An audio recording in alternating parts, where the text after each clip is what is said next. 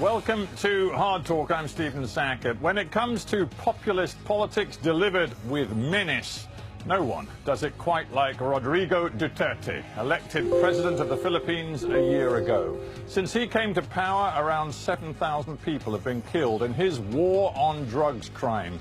Human rights groups are aghast, but a majority of Filipinos seem to like his iron fist.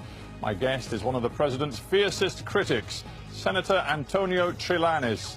Is Duterte taking the Philippines and the region in a new direction?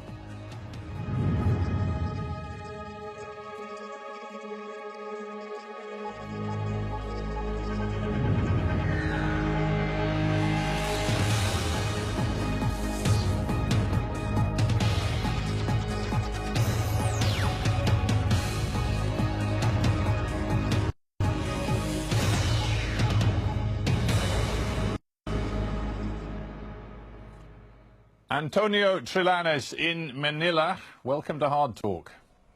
Hello, Stephen. Thank you very much for inviting me. We speak at a difficult time for your country. In Marawi, in Mindanao, in the south of the Philippines, you have a national emergency with a town which, for weeks, has faced siege because it's been, in essence, taken over by jihadist gunmen. The president says this is a national emergency. It is time for the country to unify in the face of the threat. Do you agree with him? Well, I agree that what is happening in Marawi is a national crisis. It is something that we should deal with decisively. But I feel that the armed forces historically have faced more difficult challenges before, and they can overcome this challenge once again, and I have no doubt that the armed forces of the Philippines will subdue the Maute group. Yes. Now, the finance minister just a couple of days ago made a very clear point of associating, as you put it, the Maute group, the jihadists who are in Marawi, associating them with drugs crime. He said there's no doubt a lot of the money they make, the way they operate, comes out of their involvement in organized drugs trafficking. Do you agree with that? Well, probably that is the case, but the question is, for the past year that they unleashed this deadly war on drugs, how come they did not touch these suspected drug lords who are supporting the Maute? The finance minister, again, in an important speech just the other day, said it is time for the country to back a president who wants to see a Philippines where obedience to the law is not optional. He's imposed martial law in the area around Marawi, and there is talk that he may extend the area under martial law. You've called this a national crisis. I'm just wondering whether you support him at this time of crisis. We support the claim that what's happening in Marawi is a national crisis. In terms of the reach of the Maute group, they can wreak havoc in the whole country in terms of activities that may be deadly to the Filipino public. But in addressing this threat of terrorism, a martial law is not the cure, because it will affect the way of life of the Filipino, and at the same time it will affect negatively the economy of our country. My prescription was to enhance the capability of the intelligence community and our law enforcement agencies so that we can accurately pinpoint the terrorist cells without affecting the way of life of the public. Isn't the truth, Senator Trillanes, that the Filipino public elected Duterte to the presidency because they wanted a tough guy?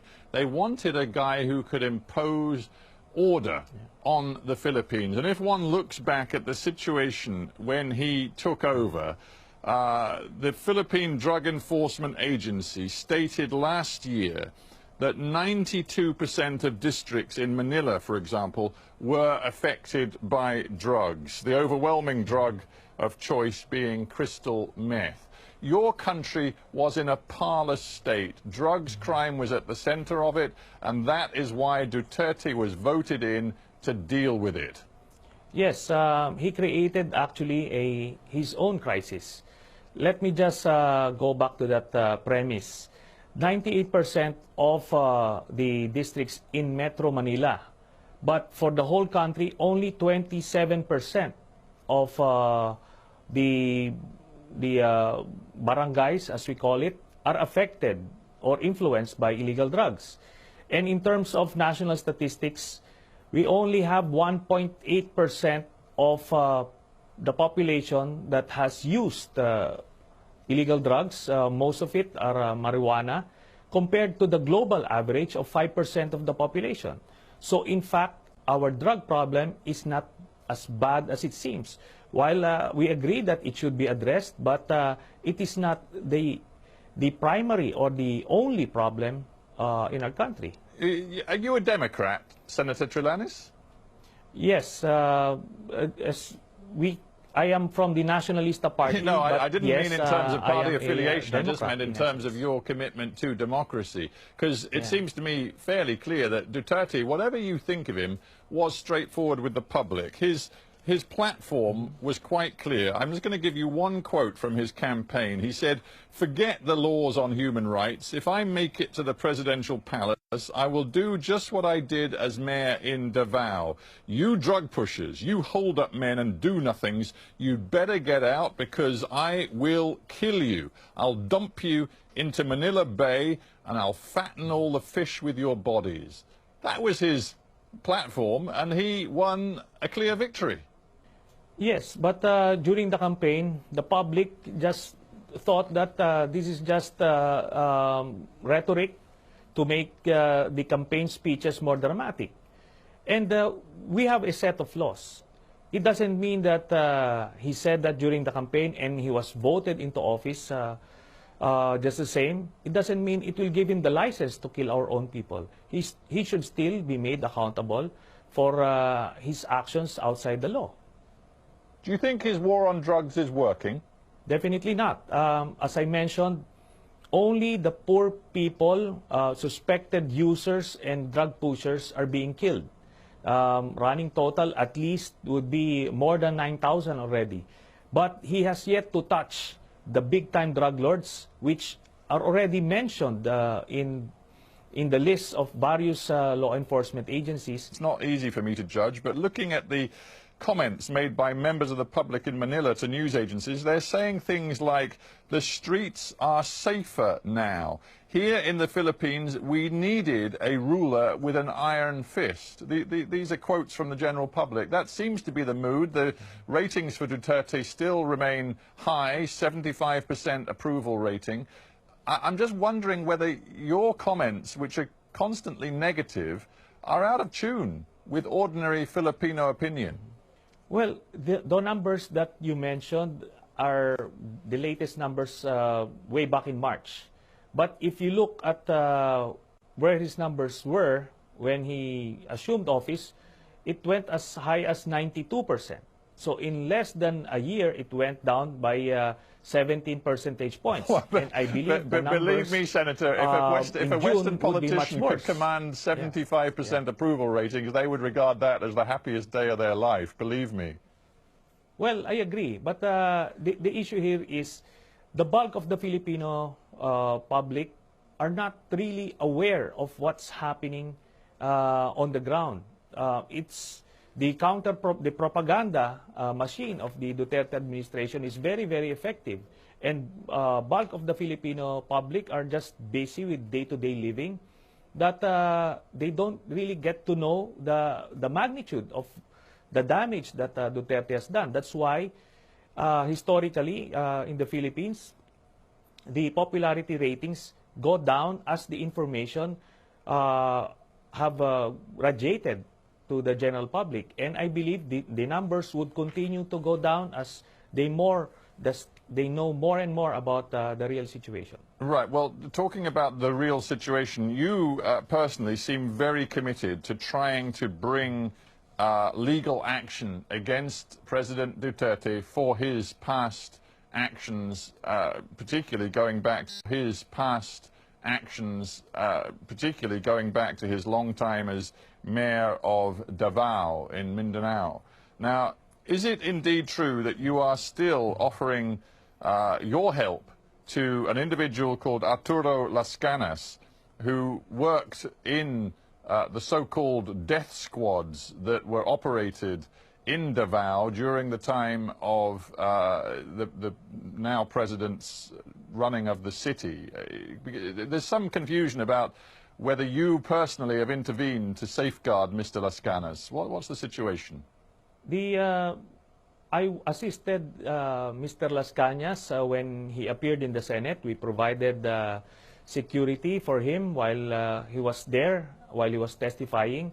But when the state filed cases against him, and now he is technically a fugitive, I personally do not know where his whereabouts. See, but here's the thing.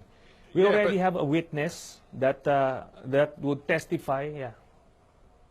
I mean, you've made great play of his testimony, and we should remember it's very dramatic. I mean, back in April, I think he testified that he heard Mr. Duterte say, and he was talking, of course, of drugs criminals, suspects, throw them in the ocean or the quarry, make it clean, make sure there are no traces of the bodies. There was one particular story where Mr. Lascanas claimed that Duterte had signed off on the murder of the pregnant wife and 4-year-old child of one particular drugs crime suspect. Do you really believe this testimony, and do you believe it adds up to something which should lead to legal action against Mr. Duterte now that he's president? Most definitely. I believe his testimony, and in fact, even the state believed him enough that they used the testimony in the Senate to file cases against him. Maybe it's in Mr. Lascanas' interest now to blame Duterte for actions which he himself took. I mean, the man is a self-confessed murderer many times over. It seems a little odd to me that you, as an experienced politician, would put so much faith in a self-acknowledged mass murderer. The testimony that pinned down Mr. Lascanas was about the murder of a journalist in the Philippines. Mr. Lascanas has no interest whatsoever with the journalist. Even in his testimony, he was just part of the planners. He was not even the trigger man in that murder. And now the whole country saw that testimony, and it's not only my own judgment that we believe Mr. Lascanas. A great number of people believe him as well. The thing is, this isn't just about the law, it's also about politics. And I come back to the point, I mean, Mr. Duterte has said many different things at different times.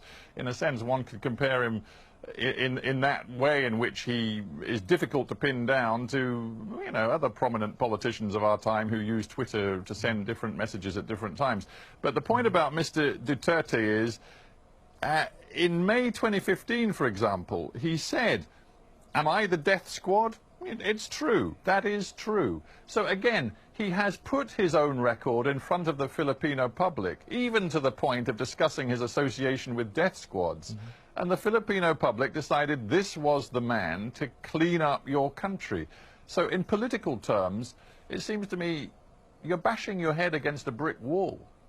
Well, I'm not about to give up on this, even on the Filipino. It will take some time because the propaganda of the Duterte administration is getting in the way of the flow of information or the flow of the truth to the public. So it will take a little time, but his numbers continue to go down. And I'm quite confident towards the end of the year, his numbers would be way below 50 by then.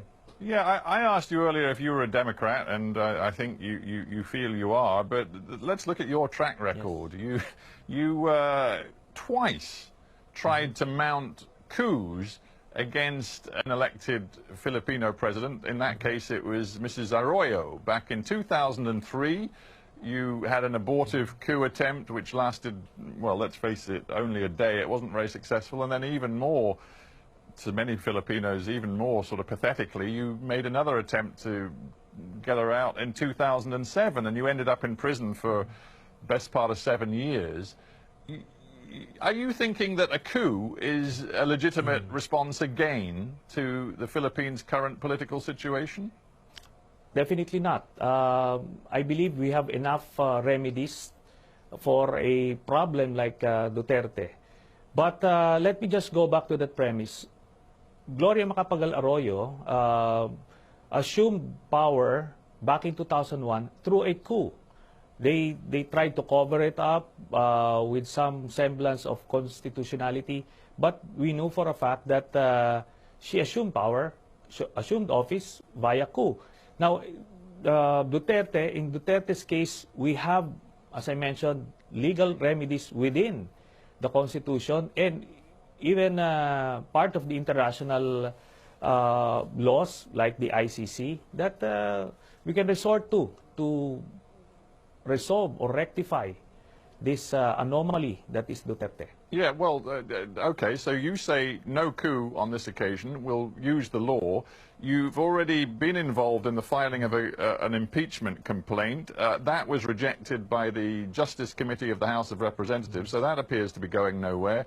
And you've also been involved in the call to have the International Criminal Court in The Hague examine whether Mr. Duterte has committed crimes against humanity, but there's absolutely no indication that I can see that the ICC is prepared to pick up your case. So I'm not sure where your faith in the law, both national and international, is actually taking you.